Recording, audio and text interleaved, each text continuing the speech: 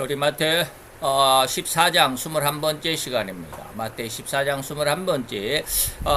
우리가 지난 시간에는 산에서 구원하시는 예수님의 그 은혜, 오늘은 이제 바다에서 구원하시는 은혜 첫 번째입니다. 세상 어디서든 구원을 받을 수 있다 그랬는데, 마태 14장 24절에서 34절까지입니다. 우리 같이 다 같이 봉독합니다.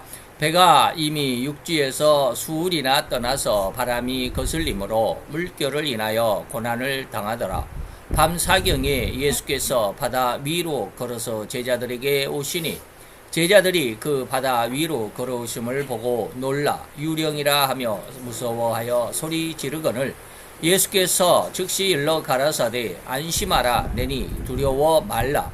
베드로가 대답하여 가로되 주여 만일 주시어든 나를 명하사 물 위로 오라 하소서 함되 오라 하시니 베드로가 배에서 내려 물 위로 걸어서 예수께로 가되 바람을 보고 무서워 빠져가는지라 소리질러 가로되 주여 나를 구원하소서 하니 예수께서 즉시 손을 내밀어 저를 붙잡으시며 가라사대 믿음이 적은 자여 왜 의심하였느냐 하시고 배에 함께 오르매 바람이 그치는지라. 배에 있는 사람들이 예수께 절하며 가로되 진실로 하나님의 아들이로소이다 하더라.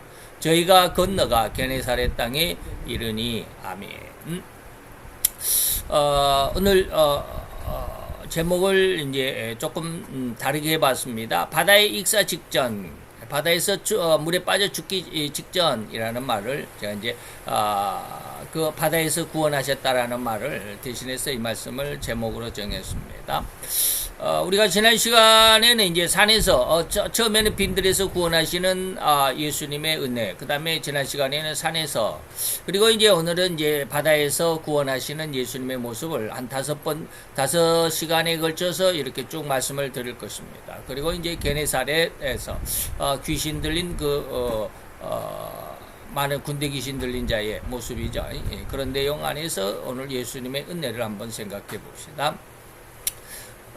오늘 그 바다 익사 직전에서 구원하시는 그 은혜 가운데 첫 번째는 세상 어디서든지 이 말이죠. 세상 어느 곳에든지 이런 말입니다. 자, 예수가 왕 되시는 장소를 여기저기로 바꾸면서 나타나고 있습니다. 자, 우리가 이제 뭐 구원이라는 말을 우리가 여기서 계속해서 이렇게 쓰고 있지만 원래 마태복음은 예수가 만왕의 왕이라는 사실이죠. 만왕의 왕이라는 사실을 쭉 이야기하면서 빈들에서 인류를 구원하시는 것은 왜 만왕의 왕이기 때문에 오로지 인류를 구원하실 수 있다. 산에서도 역시 마찬가지고 바다에서도, 그리고 군대 귀신 들린 그 흉악한 그 공동묘지 사이에 있는 사람들에게조차도 이러한 상황 속에서 예수님은 만왕의 왕이다라는 그런 내용들을 이야기하고 있죠. 그래서 장소가 여러 개로 바뀌죠. 여기저기로 바뀌면서 나타나고 있는데, 이는 어떤 의미가 있느냐면 예수는 어느 특정한 장소만이, 또는 그 장소가 아니면 특정 인간의 무리들, 어쩌면 한 족속들, 다시 말하면 예수는 유대인이니까 유대인들만 구원하기 위해서 이런 뜻이 아니다 이 말입니다. 그런 어떤 특정 장소, 특정 족속들에게만 한정되는 것이 아니고 오직 모든 장소에 어디든지 말이죠. 바다든지 산이든지 들이든지 또 집안에서든지 뭐 어디든지, 그리고 어느 족속이든지, 뭐 이방인들도 역시 스로브리게 여인도 이방인이었고 말이죠.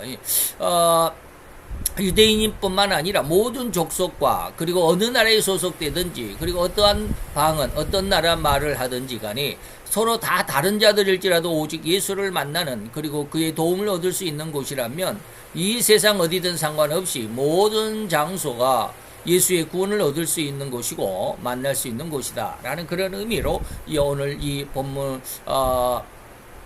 헤로드 왕의 뭡니까 13절에서부터 마지막 36절까지, 13절에서 36절까지 이 모든 것을 장소를 바꿔가면서 예수님에 대해서 이렇게 기록하고 있다 이런 뜻입니다. 자, 그래서 앞에서도 잠깐 언급해드렸습니다. 하나님의 나라인 천국에는 천국으로 들어갈 수 있는 문이 4군데다 동서남북에 있다 라고 했습니다. 그래서 계시록 21장 12절로 14절에 하나님의 성전을 보니까 12문이 있더라. 그런데 이 12문은 뭡니까? 동편에 셋, 북편에 셋, 그리고 남편의 셋, 서편의 셋. 그래서 각 그 방향마다 세 개씩 네 방향이죠. 동서남북. 4, 3, 12, 12문이 있더라. 그래서 이 12는 뭐요? 교회의 숫자더라 이 말입니다. 그래서 그 성곽에 12기초석이 있는데 이 기초석은 뭐요? 12사도의 이름이더라 라고 이렇게 말하고 있습니다. 자, 곧 이런 내용을 성경에, 그것도 천국의 모든 비밀을 담은 계시록에 담은 이유가 무엇일까? 왜 이러한 이야기를 이렇게 뭡니까? 동서남북 네편 사방에, 그리고 거기에 12문이 있고 거기에 12기초석이 있고 라고 하는 이러한 것을 계시록에 왜 굳이 담아 놓으셨을까? 거의 끝나가는 장면이죠. 21장, 22장까지니까.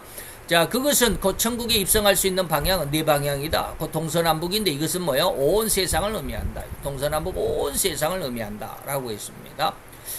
그리고 각 방향의 문의 재질이 다 진주이더라. 라고 그랬습니다.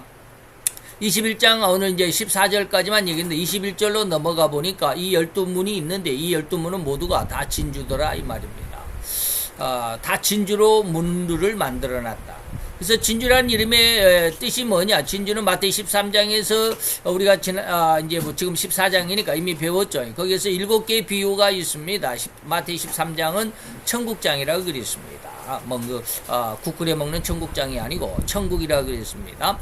천국에 대한 비유를 7가지로 해 주셨는데 그때 극히 값진 진주를 만난 보석상에 대해서 이야기를 하고 있습니다.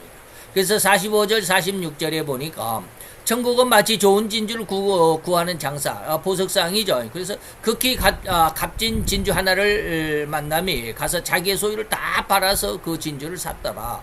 진주가 자기의 모든 가산, 자기의 모든 재산보다도 더 귀했다 이런 뜻입니다. 그래서 이 진주의 의미는 절대로 누구다? 예수님이시다 라고 하는 것입니다. 그러면 진주는 어떻게 세상에 나타났을까? 진주는 조개 속에서 모래 알갱이가 들어가서 일생 동안 그 조개에게 엄청난 고통을 주게 되죠. 여러분들 그 눈에 그 모래 아주 작은 모래 하나만 눈썹 하나 이렇게 눈에 들어가도 눈을 못 뜨잖아요. 아주 까실거리고 그냥 깜빡거리고 빼내야만 되죠. 그런데 그것처럼 조개에게도 모래 한 알갱이가 그 속에 들어가면 엄청난 고통을 주죠. 그래서 조개는 어떻게 손도 없고 그러니까 고통을 참고자 해서 자기 분비물을 뿜어내서 그 모래 알갱이를 감싸는 것이죠. 차곡차곡 감쌉니다. 그것이 이 조개의 일생 동안 그런 일을 계속해 간다 이 말이죠. 그리고 그렇게 참아낸 결과물이 뭐요? 그러한 모래 알갱이를 감싸는 자기 분비물로 인한 것이 나중에는 뭐가 된다? 진주가 된다 이런 뜻입니다. 다시 말하면 이것은 비유인데 예수님은 하나님이시지만 인간의 육신을 입고 세상에 오셔서 인간들이 죄악으로 물들어 영원한 지옥의 형벌의 전조인 죄악의 삶, 우리가 인생을 살아가는 게 모두가 다 죄인된 삶이다, 죄악의 모습이다라는 것을 여러분들이 철저하게 느낄 수 있어야 됩니다. 돈이 있으니까 살만하다, 세상은 살만한 가치가 있어 라고 하는 그런 어떤 풍요의 노래가 아니라 인간의 모든 삶은 죄인의 삶이라는 것을 철저하게 느낄 수 있어야 됩니다. 그래서 인간은 이 죄인의 모습인데 예수님도 이 죄인의 모습을 하나님이셨지만 인간의 육신을 입고 오셔서 죄인의 삶을 살아가셨다는 의미로 바로 예수님이 얼마나 고통하셨겠네. 인간이 죄악으로 말미암은 그 고통의 모습들. 그렇게 해서 진주가 탄생되는 여러 과정으로 비유한 것이기 때문에 진주는 예수님을 비유한다라는 것 우리가 앞에 마태이 13장에서 잘 말씀을 드렸습니다. 곧 예수님을 통하지 않고는 절대로 천국을 입성할 수 없다라는 의미가 뭐냐면 12문이다. 천국은 온통 12문인데 거기에 진주로 됐다. 그래서 이 문을 통과하지 않고는 담을 넘어서 들어갈 수가 없죠. 이 담을 넘어서 들어가면 도적이다라고 요한복음 10장에서 말씀하고 있습니다.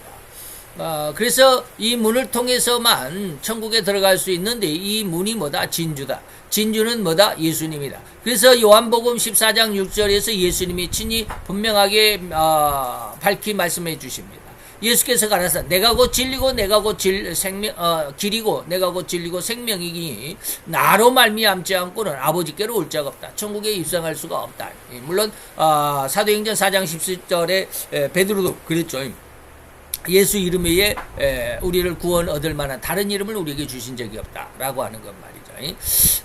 그리고 곧 그래서 온 세상 그 어디에서든지 오직 예수를 만나면 만날 수가 있고, 그리고 또 만나면 반드시 천국으로 입성할 수 있다는 의미가 바로 오늘 모든 내용들입니다.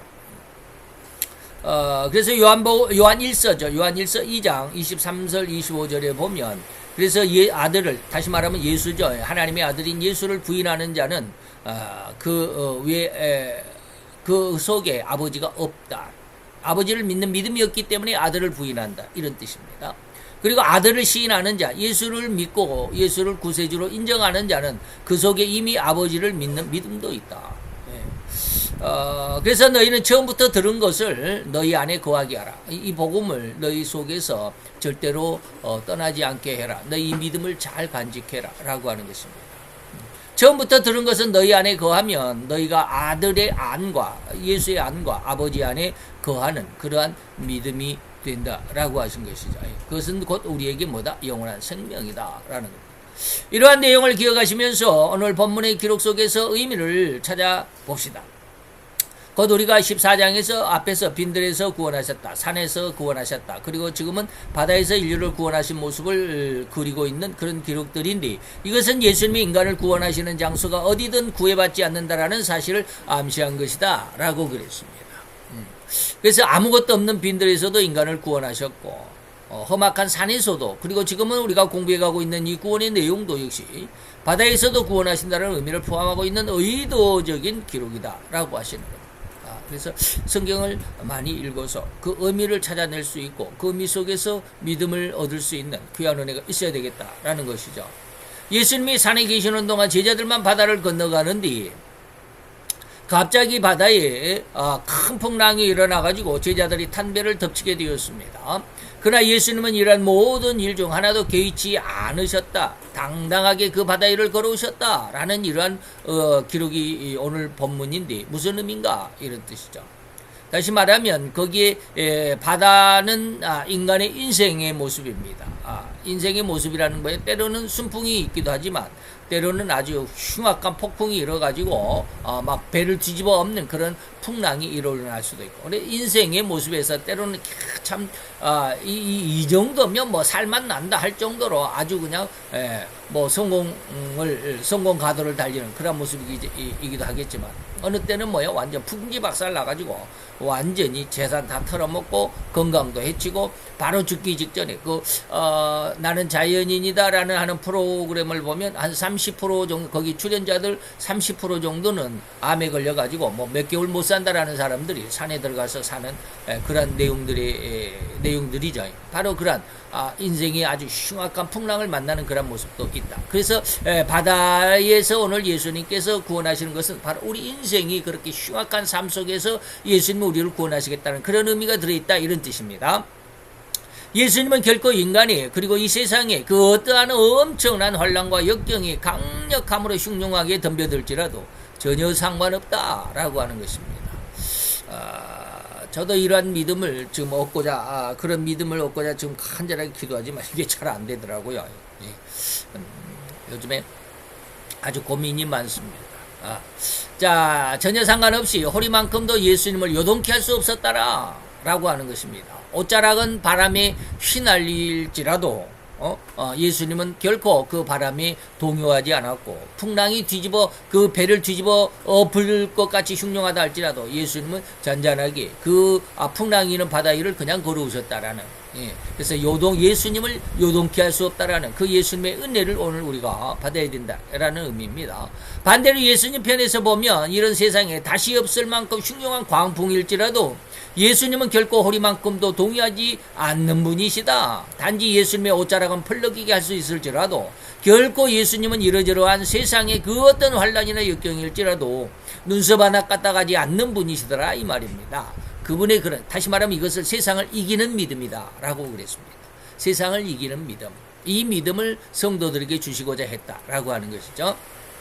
그래서 예수님은 그냥 그렇게 그 엄청난 위험의 상황, 곧 배가 뒤집힐 것만 같은 위험스러운 상황일지라도 전혀 눈썹 하나 까딱하지 않는, 개의치 않는 그런 모습이었습니다. 이것의 의미는 또한 이 바다를 방금 말씀드린 고해와 같다라고 우리 인생 고해 괴로울 꽃자 바다 해자 괴로운 바다다. 그래서 우리 인생은 뭐야 고해다라고 이렇게 비유했습니다. 그리고 이 풍랑은 우리 인생들이 살아가는 동안 겪는 숱한 어려움들을 의미하고 있다라는 것이죠. 세상 모든 사람은 절대로 이러한 고난이 없는 인생이 없다라는 것이고 다들 나름대로는 참으로 가장 흉악하고 견뎌내는데 엄청난 시간과 수없이 많고 큰 재물의 손해도 봤을 것입니다. 참으로 엄청난 바람이 배가 뒤집힐 것 같은 위험과 두려움의 인생을 거쳐온 사람도 허다할 것입니다. 어떤 사람은 자기 일생의 걸작이라고 자랑할 수 있을 만큼 사업이 한순간에 재기할 수 없을 정도로 내리막길에 처박혔을 그런 고난을 겪은 사람들도 있을 것입니다. 예, 가끔 가다가 제가 늘 이야기하지만 나는 자연인이다라는 그걸 보면 이러한 내용들이 굉장히 많아요. 한순간 그냥 어마어마하게 돈을 그냥 세기 바쁠 정도로 그렇게 돈을 많이 벌었던 사람도 한순간에 그냥 후루룩 날아가 버리더라. 해가지고 그냥 술로 그냥 몇 년을 그렇게 방탕하게 살다가 죽을 것 같은 죽음 직전에 병원에 가서 진단받고 다 버리고 산으로 들어왔다. 이런 사람들이 거의 한 30% 이상 됩니다. 자, 어떤 사람은 일생 열심과 헌신의 삶으로 가업을 이루어냈는데 어느 한순간 불치병이라는 진단으로 하늘이 무너져 내리는 듯한 절망감에 빠져 있을 수도 있었을 것입니다. 그런데 말입니다. 이러한 고난과 역경, 환란이 진실로 정의로움의 과정에서 다닥쳤는가 하는 문제를 면밀하게 살펴보아야 합니다. 나는 과연 인생의 환란을 겪었네. 어저께 어떻게 근무하다가 이제 어제는 토요일이니까 조금 한가로워서 이제 다 퇴근하고 나서 이제 시간이 남으니까 강의를 AI 강의를 듣다가 인터넷을 잠깐 동영상을 봤는데 그 직장암 나하고 똑같은 그런 직장암이 나보다 훨씬 낫더라고요. 아주 젊은 사람이 40이 안 됐을 것 같아요. 얼굴 보면. 그런 젊은 사람이 어떻게 그렇게 직장암에 걸려가지고 그 사람은 직장이 3분의 2가 남아있다고 그래요. 직장이 10cm니까 8cm를 잘라냈다는 뜻이잖아요. 3분의 2, 한 20% 정도 남았다고 그러니까 2cm 정도로 남아있잖아요. 나보다 훨씬 그 상황이 좋잖아요. 저는 직장이 하나도 없습니다. 10cm 전체를 잘라내고 항문이 1cm인데 항문을 절반 0.5cm까지 잘라냈습니다. 그러니까 항문이 1cm가 있다 할지라도 직장은 이제 변을 이렇게 딱 잡아주고 있는 그런 기능인데 이 기능이 없으니까 1cm의 항문이라 할지라도 그냥 막 줄줄 흘러나온다고 그래요. 그 사람은 그러더라고요. 그 젊은 사람이. 그래서 그 사람은 2기였나? 저는 3.5기였으니까 아주 심각했는데 저보다 훨씬 힘든 삶을 살더라고요. 저는 위장에는 별로 큰 이상이 없으니까 먹는 건 무지하게 잘 먹잖아요. 아무거나 다 먹잖아요. 먹는 것에 대해서는 저는 제한이 없습니다. 뭘 안 먹어야 되겠다. 물론 이제 당뇨가 있으니까 당 같은 건 조금 주의를 하고 그러지만 먹는 것은 거의 제약사항이 없습니다. 근데 그 사람은 굉장히 힘들더라고요. 왜 그렇게 힘든지.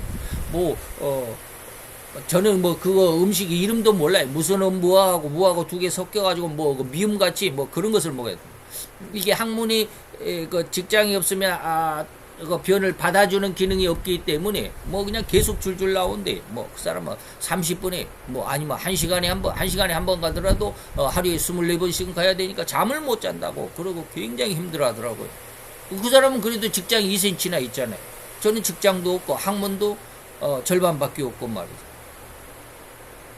근데 희한하게도 저는 그렇게 1시간 만에 화장실 가야 되는 그러한 경우가 없습니다. 너무 희한하죠. 하루 종일 평안할 때도 있어요. 약을 안 먹었는데도, 그 지사제를 안 먹었는데도 평안할 때도 있어요.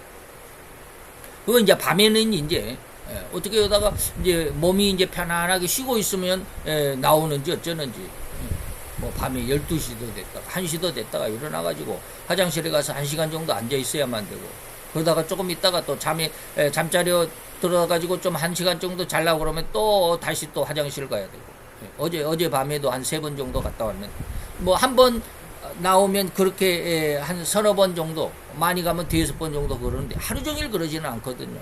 이게 저보다 훨씬 열악한 그런 상황이잖아요. 뭐 먹는 것도 그렇게 굉장히 조심해야 되고, 그냥 뭐 뭘 사고 해가지고 이걸 어떻게 조합을 해가지고 뭐 저는 그런 게 없잖아요.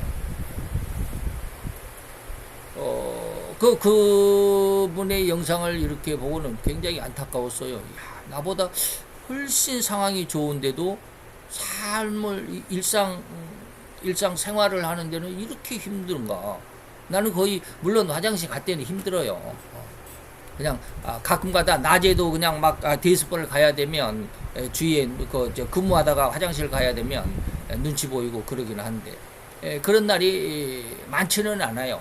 뭐 한 달 하면 한 4분의 1, 뭐 한 4, 5, 뭐라 그럴까요? 한 5, 6일 정도는 그러죠. 5, 6일 정도도 안 그럴 것 같아. 자우장 굉장히 저는 상황이 좋은 편이에요. 수술 이후에 일상적인 생활 속에서 굉장히 상황이 좋은 편이에요. 바로 이런데, 바로 이 세상 사람들은 자기들의 어떠한 삶에서 고난과 역경, 환란이 진실로 정의로움의 과정에서 다닥쳤는가 하는 문제를 우리는 면밀하게 살펴봐야 된다. 이게 아주 중요한 문제죠. 내가 이런 고난의 삶을 사는 게 하나님의 의를 행하다가 고난을 당하느냐, 아니면 그냥 내 욕심적인 삶을 살려고 아둥바둥 하다가 이 고난을 닥쳤느냐라고 하는 것을 이렇게 우리가 그것을 분별해 보자라는 것입니다. 어저께 또 어떤 영상을 보니까 뭐 윤석열 대통령이 언젠가 그랬다고 그래요. 뭐 대선 선거 기간 때인가. 지금 김땡이 여사가 뭐 구약 성경을 다 외운다라는 그런 말을 했었는지 어쨌는지, 지금 벌써 2년 반이 지나고 3년이 다 지나간 그런 상황에 지금 민땡당에서 그걸 가지고 난리법석이에요. 그걸 다 기억을 어떻게 다 구약 성경을 어떻게 다 기억하냐라고 하면서, 그 민땡당의 박땡대라고 하는 아주 흉악한 자가 있습니다. 그 사람이 성경을 가지고 나와가지고 이 구약 성경을 다 외운다고 그런다고. 나도 신앙생활을 40년을 했는데 라는 말을 하더라고요. 그래서 참 안타까우세요. 저런 사람이, 저렇게 흉악한 삶을 살아가는 사람이 40년 동안 나도 크리스찬이다 라는 말을 할 정도면 과연 예수를 믿는 사람, 진정한 신자들이 과연 누굴까라. 예수를 믿는다라는 게 뭔 줄을 몰라요. 복음이라는 게 무엇인 줄을 몰라요. 그들이 왜 이런 고난을 당하고 고통을 당하는지를 몰라요. 저들이 흉악한 자기들의 꾀로 인해서 자기들의 어떤 유익과 야망을 위해서 살아가다가 이 고난을 당하는 걸 몰라요.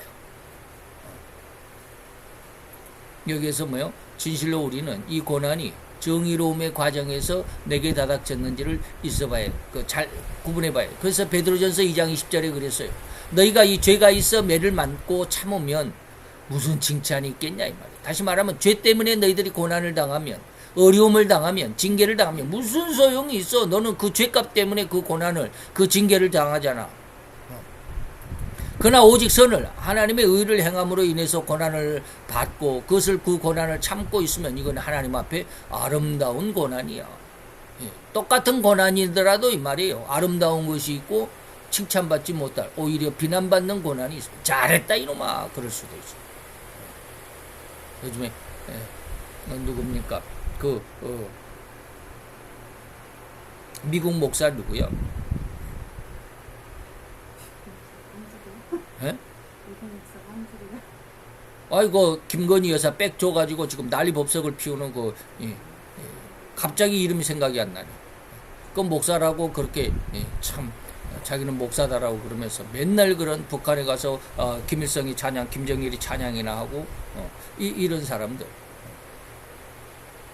남에게 올가미를 뒤집어 씌우려고 하는 그런 백을 갖다 줘가지고 그 촬영을 하고 말이죠. 이러한 흉악한 짓을 한 사람이 진정한 신앙이고, 그리고 그걸로 인해서 이렇게 검찰의 수사를 받고 있는 것이, 그게 고난이야 이 말이야. 그건 네가 잘못했으니까 잘못된 매를 맞는 거야. 예. 오늘 베드로전서 2장 20절이 바로 그런 뜻이에요. 자기의 잘못이나 범죄 행위에 대한 고난과 역경과 환난은 절대로 자기 죄에 대한 정당한 처분이다. 합당한 대가라는 사실을 우리는 간과해서는 안 됩니다. 오늘날 좌측으로 편향된 다시 말해 벌건 사람들, 이런 편향된 사상에 몰입된 수많은 사람이 있음을 조금만 관심을 기울인다면 우리는 알 수가 있는데, 저들의 사상과 삶의 방식은 오로지 이러한 자기중심으로만 살아가면서 그런 삶에 의해서 피해를 당한 이웃은 절대로 방관할 뿐이다. 자기는 무엇인가를 자기에게 뭐랄까 불이익이 있다 그러면 난 모른다, 나 그 사람 몰라, 그 사람과 상관없어 라고 하는 거예요. 이런 사람들이 오늘날 이 나라의 대통령이 되고자 저렇게 난리법석을 피우고 있는 사람, 오로지 자기 중심만으로, 자기 때문에 지금 옆에 있는 이웃들이 지금 7명이나 죽고 또 자살한 사람도 있고 말이죠. 이런데 나와는 상관없어. 지가 죽은 거 지 자신이지 뭐 나 때문에 죽은 거야, 내가 죽였나, 이런 사람. 그 불행한 일이 이웃에게 일어날지라도 절대로 자기의 잘못을 감추고 덮어버리고자 안달하면서 묻어버리려는 안간힘을 보게 되는 정말로 안타까운 그 종말의 시대상을 보는 것 같아서 너무나도 마음이 아플 따름입니다. 아마 창세기 19장의 아브라함의 조카 롯의 마음이 그것이었을 것입니다. 조카 롯은 이제 아브라함과 헤어지면서 소돔과 고모라, 소돔성으로 들어갔죠. 거기는 성경이 기록하기를 여호와의 동산같이 굉장히 풍요로운 것이더라. 굉장히 땅이 비옥하고 그래서 하는 농사마다 다 잘 되고 말이죠. 사람들이 너무나도 풍족하게 살고 그러다 보니까 아주 그냥 허랑방탕하고 아주 개판 직전이었다, 이런 뜻입니다. 자, 이때의 아브라함의 조카 롯의 마음은 이 소돔성을 보고 뭐라고 그랬을까? 소돔과 고모라 성을 멸망하기로 정하여 제가 되게 하사 후세에 경건치 않은 자들 본을 삼으셨던 하나님의 징계가 있기 바로 그때 롯의 마음은 어떠했느냐면, 그 소돔과 고모라성, 멸망을 받는 소돔과 고모라성의 남녀노소가, 다시 말하면 무법한 자가, 법이 없어요. 그건 자기 멋대로 살아가. 왜? 돈만 있으면 되니까. 무법한 자의 음란한 행실을 인하여 고통하는 의로운 롯을 하나님이 건지셨다. 이 의인이 저희 소돔과 고모라성, 다시 말하면 무법한 자들과 함께 살아갔지만 그는 날마다 저들의 불법한 행실을 보고 들음으로 그 의로운 심령을 상하고 있었다. 참 안타까워하고 있었다, 이 말입니다. 자, 이러한 불법과 적법의 기준은 어디일까? 자, 이렇다고 한다면 오로지 자기 양심과 주장이 그 기준으로 삼을 수 있는가? 지금 민정당의 이땡명 씨도 자기 기준으로 보면 자기가 최고잖아요. 자기가 정의잖아요. 내가 어떻게 이 나라 대한민국의 적이냐? 내가 어떻게 이 나라의 죄인이고 적이 될 수 있느냐라고 하는 것이잖아요. 기가 막히죠. 자기 기준으로 보면 그래요. 자기 양심, 오로지 자기 양심과 주장이 그 기준으로 삼고 살아가는데 그게 삼을 수 있는가 이 말이에요. 절대로 그 기준은 그럴 수가 없죠. 그럴 수가 없습니다. 기준은 오로지 하나일 뿐인데 바로 그게 성경이고 하나님의 말씀입니다.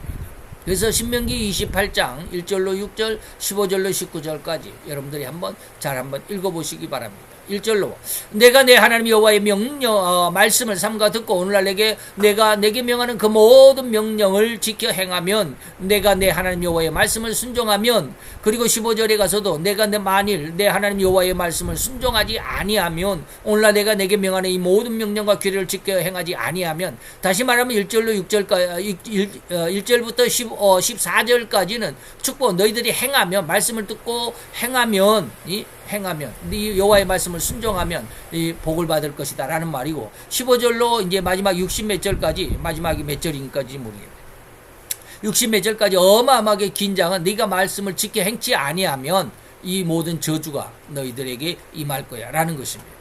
자, 이렇게 말씀하시면서 약속하시는 이 여호와 하나님은 절대로 이 세상을 만드신 주인이시기 때문이고 창조자이실 뿐이며 이 온 세상을 그렇게 끝까지 운영하시고 주관하시는 대주제이신 하나님이시라는 걸 우리가 알아야 하는 것입니다. 그래서 많은 사람이 나는 하나님을 믿지도 않으니까 그런 구닥다리 같은 성경 아주 그냥 오래된 그래서 그렇게 말하는 하나님과는 나는 상관이 없다. 나는 하나님 안 믿으니까 나 상관없어. 나는 결코 지옥을 가지 않을 거야 라고 호통을 치고 목소리를 높이고 고함을 지르겠습니까? 그러나 그렇게 할지라도 하나님의 말씀은 그리고 하나님의 심판대 앞에 피해갈 사람은 그 어느 사람도 없을 것임을 우리는 기억해야만 합니다. 그래서 전도서 3장 마지막 절이 마지막 절이 아니고 인생의 혼은 위로 올라간다. 하나님 앞으로 간다. 그러나 짐승의 혼은 아래 그 땅으로 내려가서 없어져 버린다. 짐승들은 동물들은 뭐요? 그냥 죽으면 그것으로 끝입니다. 그러나 사람은 죽으면 그것으로 흙이 되고 없어져 버린 것이 아니라 그 영혼은 하나님 앞으로 가서 심판을 대기하고 있어야 된다. 그래서 히브리서 4장 13절 지으신 것이 하나라도 하나님 앞에 나타나지 않은 것이 없다라고 하는 것입니다. 그래서 여기에 개인도 가정도 국가도 사회도 모든 이런 고해와 같이 인생의 그런 험난함을 걸어가고 있습니다. 우리나라도 지금 아주 그냥 폭풍 전야에 있는 것처럼 배가 곧 뒤집힐 것 같은 이 흉악함 속에 있죠. 이 나라의 49% 제가 뭐 정확히 49%는 아닌데 49대 51 이런 뜻입니다. 1% 차이. 물론 이렇게 양쪽으로 보면 이제 2%죠. 그런데 50%에서 보면 49% 1%가 부족하고 51%는 1%가 많죠. 그러니까 이제 1% 차이다라는 그런 말인데, 이 나라를 전복하려고 하는 빨갱이들의 그런 흉악한 공작들이 49%를 할지라도 너무 아주 그냥 기가 막히죠. 그런다 할지라도 우리는 예수님만을 믿고 이러한 고요와 풍랑 속에 유유히 걸어오시는 그 예수님만을 믿고 거기에 하나님 앞에 모든 것을 기대고 의지하고 기도해야 된다. 그래서 누가 감히 이런 고해 속에 이런 흉악함 속에서 이렇게 예수님처럼 당당하게 걸어갈 수 있겠느냐, 걸어 살아갈 수 있겠느냐, 이러한 믿음을 우리가 가져야 된다. 그래서 우리가 날마다 그리고 때가 시시때때로 기도해야 된다라는 것입니다. 이런 험악하고 흉악한 세상과 세상의 법칙은 오로지 이렇듯 세상을 흉악하게 만들어가고자 하는 마귀의 괴계임을 우리는 분명하고 흔히 깨달아 볼 수 있는 그런 영안을 얻는 귀한 성도가 되시기를 축원해드리면서 이 바다의 익사 직전에 있었던 한 면 그 어디에서든지 하나님은 우리를 구원하시고 우리의 기도를 들으신다라는 것 명확하게 우리 신앙의 철칙으로 뿌리로 삼고 잘 성장하는 우리 성도들이 되시기를 축원해드립니다. 기도합시다. 할렐루야. 주님, 오늘도 여호와의 귀한 은혜와 은총을 감사드리나이다. 주의 영광 앞에 있는 저들 아버지 하나님의 은혜와 사랑 안에서 능력과 권능 안에서 아버지의 세상을 이기는 이김의 믿음으로 성장케 하여 주옵소서.